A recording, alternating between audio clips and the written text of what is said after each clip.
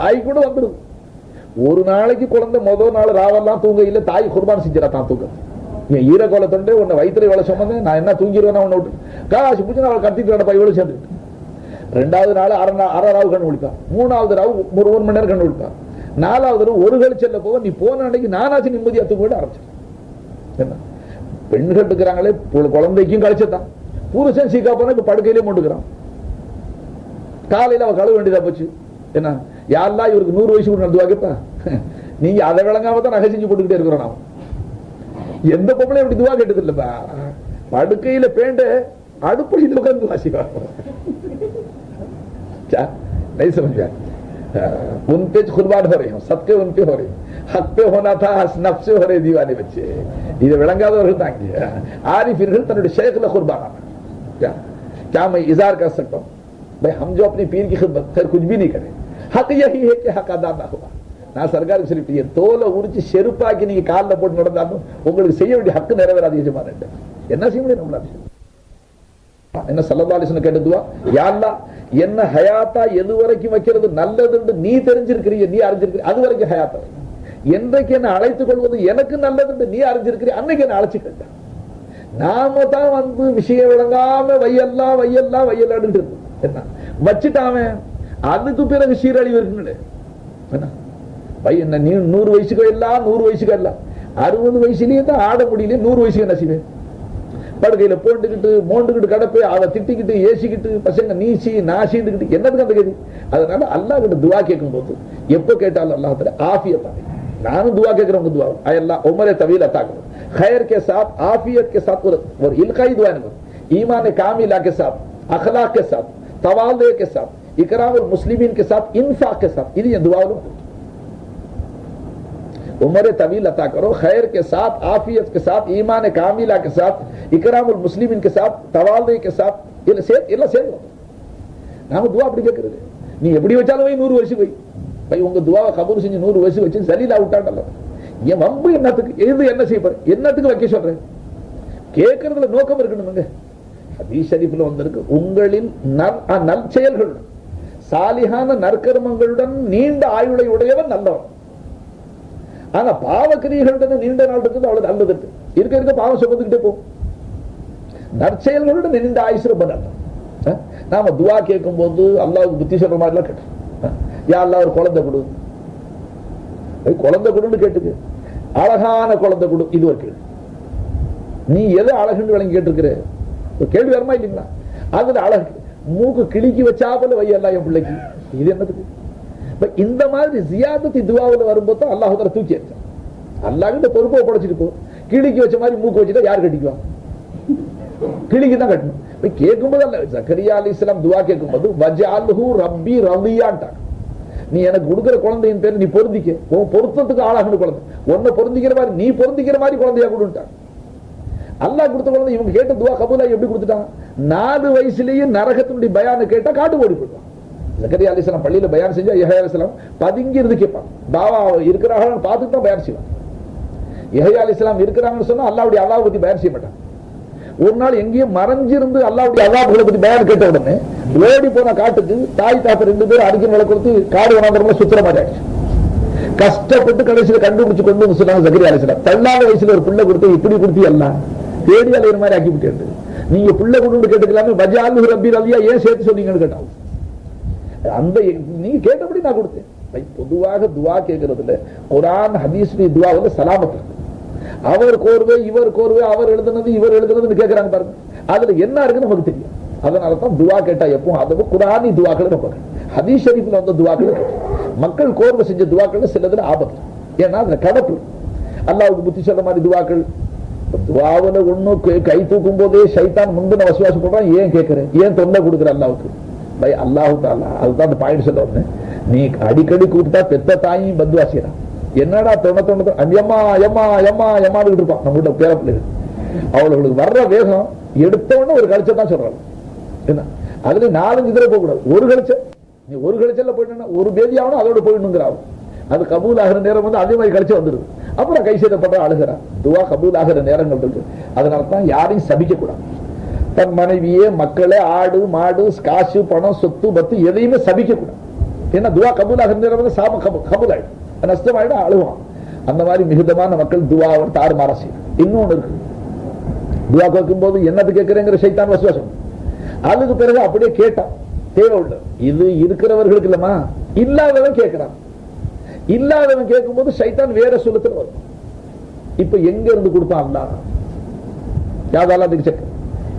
இருக்கிறவன் கேட்டா ஏன் கேட்கிற, உனக்கு என்ன கொடுக்குற அல்லா? இவனையும் துவா கேட்காம தடுக்கிறான். இல்லாதவன் கேட்டா என்ன தான் செய்வான் அல்லா? எவ்வளவு தான் கொடுப்பா அல்லா? அதுக்கு ஒரு லிமிட் இல்லையா, அளவு இல்லையா? நீ பாட்டு கேட்டுக்கிட்டே இருந்தா போதுமாக்க வேண்டியதான். ஏன்னா அல்லா சொல்லும்போது இவன் பதில் சொல்ல ஆரம்பிச்சான். அவன் முடிஞ்சு போச்சு, எல்லாத்துக்கும் பங்கு போட்டு கேட்காதீங்க நீங்க சொன்னான். கேட்க ஆரம்பிச்ச உடனே அடுத்த வசுவாசம் அவன் போட்டான். ஆளுக்கு தகுந்தாப்புக்கு சைத்தான் வசுவாசி போடுவான். மகாயிது சைத்தான் ஒரு கிதாப் எழுதிருக்காங்க, படிச்சு பார்த்தா தெரியும் அவனுடைய. இன்னொரு ஆளுக்கு என்ன போடுவானா, ஆமா நீ தான் இருக்கிற டாக்டர் எல்லாம் பார்த்து முடிச்சுட்ட, ஊர்ல இருந்து ஆரம்பிச்சு டவுனுக்கு போனேன், கடலூர் போனேன், சிதம்பரம் போனேன், அதுக்கு நாகப்பட்டினம் போனேன், அலைஞ்சு மதராஸ் போனேன், ஆக சீஃப் வரையும் பார்த்துட்டு இப்ப எந்த டாக்டர் மிச்சம் இருக்கிறான்? இவ்வளவு டாக்டர் கை விட்டா இந்த கேஸ் உருப்படாது. அல்லா தான் என்ன செய்வான்? ஷிஃபாவுக்கு அல்லா, இப்ப நீ தான் அல்லான்னு சொல்லும் போது இவ்வளவு டாக்டர் கை விட்டா அல்லா தான் என்ன செய்வாங்கிறான். அப்ப டாக்டரை விட அல்லாவை குறைச்சு மதிப்பிடுறான். கல்புல எல்லா டாக்டரும் கைவிட்டு அல்லா தான் என்ன செய்வாங்க அந்த கேள்வி குப்பை கழிவா இல்லையா? அப்ப டாக்டரே கைவிட்டு அல்லா தான் என்ன செய்ய முடியும்னா என்ன அர்த்தம்? டாக்டர் கைவிட்ட கேஸ் அல்லா தான் என்ன செய்வாங்க என்ன அர்த்தம் கேட்கிறேன். அப்ப டாக்டர்களை விட அல்லாவை குறைச்சு மதிப்பிட்டு இருக்கிறான். இந்த மாதிரி சூரத்துகள்ல நம்மளுடைய துவாக்கள் ஆயிட்டதுனால அலட்சியம், சோம்பேறித்தனம், கேட்கும் போது தேவையில்லாம கேட்கறது, இரண்டாவது கேட்கும் போது அல்லாவை காதிர் என்று விளங்காம கேட்கறது. இப்ப பாருங்க, ஜக்கரியா அலைஹிஸ்ஸலாம் துவா கேட்ட மாதிரி, இன்னி வஹனல் அலுமு மின்னி, யா அல்லாஹ் குழந்தை பெறுவதற்கு அஸ்பாப் இருக்கு, காரண உலகத்துல அது சரீரத்துல சுவாதீனம் இருக்கு, அது என்கிட்ட இல்ல. முந்தி டிக்ளேர் பண்றான், இன்னி வஹனல் அலுமு மின்னி, என் பூட்டெல்லாம் தளர்ந்து போச்சு, வஸ்தால ராசு, தலையும் நிறைச்சு போச்சு, என் பக்கம் இந்த பக்கம் வீக்னஸ், அதான் வயசாயிடுச்சுங்கிறான். குழந்தை பெறுவதற்கு உண்டான வாலிபம் இருக்கு, அது என்கிட்ட இல்ல ரப்பே, அதை முந்தி டிக்ளேர் பண்றான். மறுபக்கம் பெஞ்சாதியை பார்க்கிற வம்பராத்தி ஆக்கிர், என் மனைவி மலடா இருக்கிறான். இந்த ரெண்டையும் வச்சு உங்கள்ட்ட துவா கேட்கிறேன். என்னுடைய பலகீனத்தையும் என் மனைவியுடைய நிலையும் வச்சு உங்கள்ட்ட துவா கேட்கிறேன். நான் ஏன் கேட்கிறேன்? அதுக்கு திருப்பி என்ன நாமளா இருந்தா நம்மள்ட்ட என்ன சொல்லுவோம்? நீயே தான் ஒத்துக்கிற, புள்ள பெக்கிற அளவுக்கு வயசு போயிடுச்சு, வயோதிகம் வந்துருச்சு, கிழவனா போயிட்டு இன்ஜர் பிஞ்சர் டீல் ஆயிடுச்சு, பூட்டெல்லாம் திறந்து போச்சு, இன்னுமே ஒண்ணு நடக்காதுன்னு நீனே சொல்ற. அப்புறம் வந்து அதை கேட்கிற. அவங்க கருணை கடலாம் நல்ல இடத்துல எப்படி கேட்டாங்க? தங்களுடைய இந்த நிலையில வச்சு. அதனால இப்ப நான் உங்ககிட்ட கேட்கிறேன்னு என் திறமையில ஒன்று புள்ள பெக்க கேட்க இல்ல. வலம் அகும் பி துஆஇ ரப்பிக ஷகியா, ஒரு இடத்துல எப்பவுமே நான் கேட்டு இல்லாம போனது இல்ல, மஹரூமா போனது இல்ல. நீ காதிரா இருக்கிற ரப்பே, அஸ்பாபுல வீக்னஸ் இருக்கு, நீ முஸப்பிபுல் அஸ்பாப், நீ குதிரத்தை கொண்டு கொடுப்பே. இந்த நிலையில அல்லாஹ் கிட்ட கேட்டதுனால பேரும் வச்சு அல்லாஹ் கொடுத்துட்டான். பேர் வைக்கிற சிரமம் உங்களுக்கு இல்லாம ஆகிடுது. சிலர் துவா கேட்கிறாங்க அல்லாஹ் கொடுத்துறான், சிலர் துவா கேட்கிறாங்க கிடைக்கலன்னா அல்லாஹ் பேர தடை. கேட்கிறவனுடைய அலட்சியம், கேட்கிறவனுடைய அதவுக்கும் அல்லாஹ் புத்தி சொல்ற மாதிரி அல்லாஹ் ஏன் கொடுக்கல, அவன் கேட்டான் கொடுத்தேன், நான் கேட்டேன் இல்லை, என்ன காரணம், ஏது காரணம்? எசுப் துவா. அப்படி அல்ல, ஒரு பேச்சு இடையில வந்துச்சு. என்னால ஒரு ஆளுக்கு முதுகு பின்னால துவா கேட்டா அதை நான் புடிச்சுக்கிட்டேன். ஹதீஸ் ஷரீஃப்ல வந்திருக்கு, நீ அடிமைக்கு துவா கேட்கிற, அதுக்காக அல்லாஹ் என்ன செஞ்சுறான்னா அந்த முதுகுக்கு பின்னால கேட்கிற துவா கபூல் ஆகணுங்கிறதுக்காக துவா கேட்கிற அடியான பாவியா இருந்தாலும் மலாய்க்கு மலர் பாவம் செய்யாதவர்கள் அவர்கள் ஒரு ஆள் ஒரு மலக்கு அனுப்பிச்சா நீங்க போய் ஆமீன் சொல்லுங்க, அந்த துவாவை நான் கபூல் செஞ்சுக்கிறேன். மலாய்க்கு மலர் ஆமீன் என்ன இஸ்தஜிப் துவா, இவ கேட்கிற துவா கபூல் செய்யணும் அர்த்தம். அப்ப அந்த மோமினுடைய முதுகுக்கு பின்னால கேட்கிற துவாவை கபூல் செய்ய வைக்கிறதுக்கு ஒரு மலக்கு வந்து முத்திரப்பட்டுட்டே இருக்கு, ஆமீன் ஆமீன் யா அல்லாஹ் இவர் கேட்கிற துவாவை கபூல் செஞ்சுக்க. இவருக்கு அவருக்கு சம்பந்தமே இல்லை, ஒரு இன்னொரு முஸ்லீமுக்காக இவர் துவா கேட்கிறார், கபூல் செஞ்சுக்கலாம். அந்த நேரத்தில் அந்த ஆமீன் போடுற மலக்கு இன்னொன்னு என்ன சொல்றாரு, மலக்கா மிஸ்லு தாலிக, நீ அவருக்கு என்ன கேட்கறியோ அதை அல்லாஹ் உனக்கு கொடுப்பானாக அவர் துவா செய்யணும். இவர் துவா அந்த முஸ்லீமுக்கு அந்த மலக்கு அல்லாஹ்வுடைய புறத்தால வரக்கூடிய மலக்கு ஆமீன் இவர் துவாவை நீ கபூல் செஞ்சுக்கிட்டு சொல்றது என்ன சொல்ற, மலக்க மிஸ்லு தாலிக, நீ அவருக்கு என்னெல்லாம் கேட்டி அதை போல அல்லாஹ் உனக்கு கொடுப்பாரு.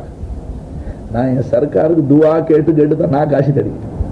என்ன சர்க்காருடைய ஆரம்ப நிலையை பார்த்து சர்க்காருக்கு பறக்கசி எல்லாம் அவங்களுக்கு வாழ்வு அப்படி ஆகலாம் இப்படி ஆகலாம்னு சொல்லிட்டு அவங்களுக்கு கேட்டு வழக்கம் மிசுதாரிகள் நம்ம கொடுக்க ஆரம்பிச்சிடலாம்.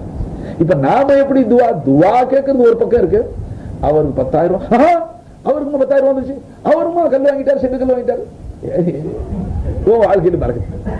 பிற முஸ்லிமுடைய அவன் காலுக்கு கூட உழுகாம அவன் ஹத்துல நல்ல துவாக்கள் செஞ்சா ஓ வாழ்வு வரும். நாம துவா கேட்கறது இல்ல, அவனுக்கு அப்படியே துவா கேட்டா அவன்கிட்ட இருக்கிறது போகிறதுக்கு துவா கேட்கறது, யா அல்லாஹ் இவனுக்கா இந்த வாழ்வு, இதுக்கு ஹசன். இப்ப நீங்க யோசிச்சு பாருங்க, நம்ம வாழ்க்கையில பரக்கத்துக்கு நம்மளுடைய அக்லாக்கள் ரொம்ப சீர்கட்டும். ஹதீஸ் ஷரீஃப்ல வந்திருக்கு, லா யூமினு அஹதுக்கும் ஹத்தா யுஹிப்பு லி அகிஹி மா யுஹிப்பு நஃப்ஸி லி நஃப்ஸி. ஒரு மனுஷன் தன் நஃப்ஸுக்கு விரும்பக்கூடியதை தன் சகோதர முஸ்லிமுக்கு விரும்பாதவரை அவன் மோமினே இல்லை. அப்ப மா யுஹிப்பு லி நஃப்ஸிஹி இருக்குல்ல, அது முத்தலக்கா வந்துருச்சு. அப்ப நீ சுகமா இருக்குன்னு நினைக்கிற, மத்தவன் சீக்கா இருக்குன்னு நினைக்கிற, ஈமானே இல்லை. நீ சீமானா இருக்குன்னு நினைக்கிற, மத்தவன் பிச்சைக்காரனா இருக்கணும்னு என்ன கல்வர் இருக்கு. உன்னை சுத்தி யாரும் மாடி வீடு கட்டக்கூடாது, எல்லாம் குடிசையில இருக்கணும். அதை பார்த்து நீ மகிழணும். எல்லாம் என்ன பணக்காரன் என் வீட்டு வாசல் நிக்கணும்னு ஆசைப்படுறேன். நீ ஈமானே இல்லைன்ட்டாங்க சார். இந்த ஹதீஸுடைய அடிப்படையில் தப்சீர் எழுதியிருக்கிறான். நீ பெரிய ஆலிமா இருக்கணும், அல்லாமா இருக்கணும், பெரிய ஆரிஃப் பில்லாவா இருக்கணும், மத்தவன் எல்லாம் முட்டாளா இருக்கணும். அவனுக்கு தாலிமை கொடுக்கிறது, அவன் யாருக்கும் விலைக்கு கொடுக்கிறது. ஏன்னா எல்லாரும் விலை கொடுத்தா எல்லாரும் ஆரிஃப் பில்லா பண்ண என்ன யாரும் மதிப்பா? இந்த கியார் வருது. உனக்கு ஈமானே இல்லைன்ட்டாங்க. இந்த ஹதீஸுடைய அடிப்படையில் தப்சீர் எழுதியிருக்கிறாங்க. அப்ப லா யுமினு அஹதுக்கும் ஹத்தா யுஹிப்பு லி அஹீஹி மா யுஹிப்பு லி நஃப்ஸி. ஒரு நஃப்ஸுக்கு நீ விரும்பறத ஒரு சகோதர முஸ்லிமுக்கு விரும்பணும்.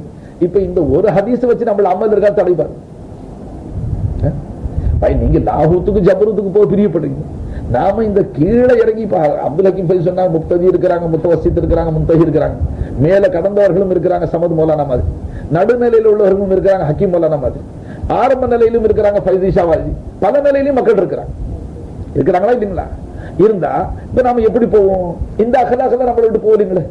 மணி 9 தானே, 10:30 இல்ல, இல்லம்மா 9 தான் ஆச்சு.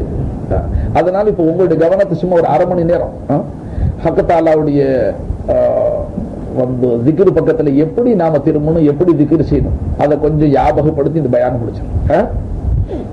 எல்லாரும் சாயா குடிச்சுங்களா? இன்னொரு சாயா குடிக்கலாமா?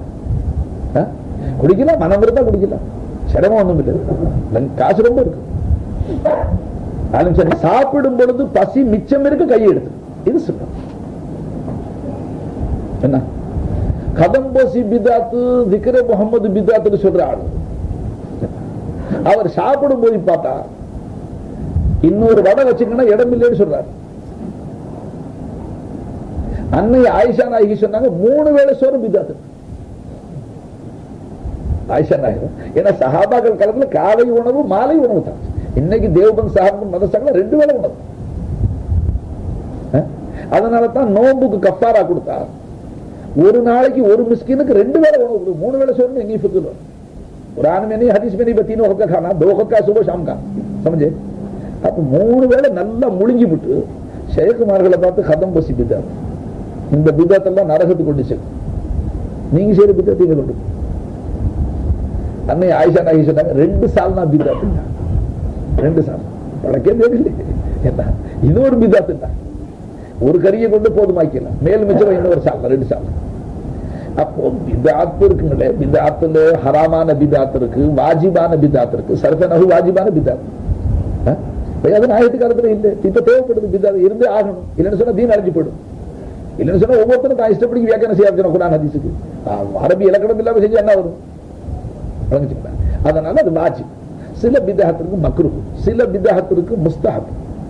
அந்த பிதாத்துகள் செஞ்சால் குற்றம் அல்ல, ஏன்னா அதனால சில நன்மைகள் இருக்கு மார்க்கத்தில். ஆனா பிதாத்து தீன்னு சொல்லக்கூடாது.